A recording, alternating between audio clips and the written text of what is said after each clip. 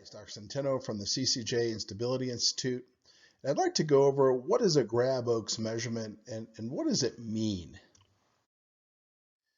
CCJ instability means that the upper neck bones move around too much due to loose or lax ligaments.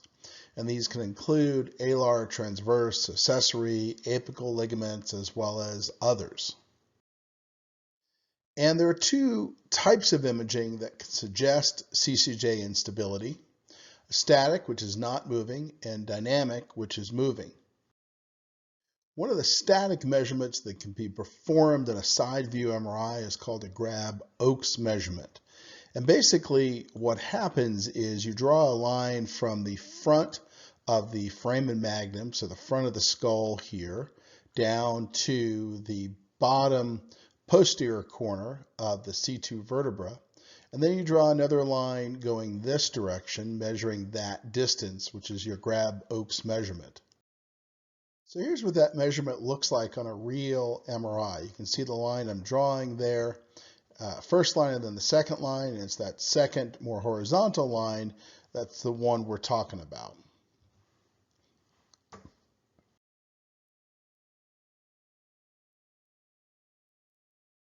So if the measurement is more than 9 millimeters, then that's a condition called basilar invagination. And that means that the dens and the soft tissues, the dens is a part of that C2 vertebra, are pressing on the front of the brainstem. And the most common symptoms with that can include headache, dizziness, swallowing problems, numbness and tingling. Now, if it gets really severe, you can get paralysis, but that's not common. And symptoms can become worse with flexion or bending your head forward, which further drapes the spinal cord over that upper portion of C2.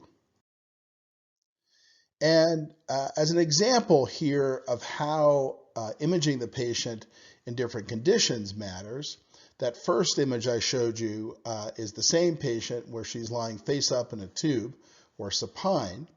And that's the most common type of MRI. Now, this MRI was taken on that very same patient, and you can see that now the measurement goes from about 7 to almost 9, and she's upright here. So this is an upright MRI.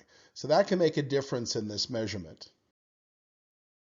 So does this problem always require surgery? Well, if it's due to CCJ instability, then in our experience, a precise X-ray guided injection of the patient's own stem cells directly into those alar, transverse, and other ligaments may help stabilize the area by healing those lax ligaments. Now, that's a very specific procedure. Currently, we're the only people on earth to perform it, and it's a very complex procedure to do, but it is an injection, and it's far, far less invasive than getting surgery. So for more information, contact the CCJ Instability Institute at ccjinstability.com. Thanks so much for watching and have a great day.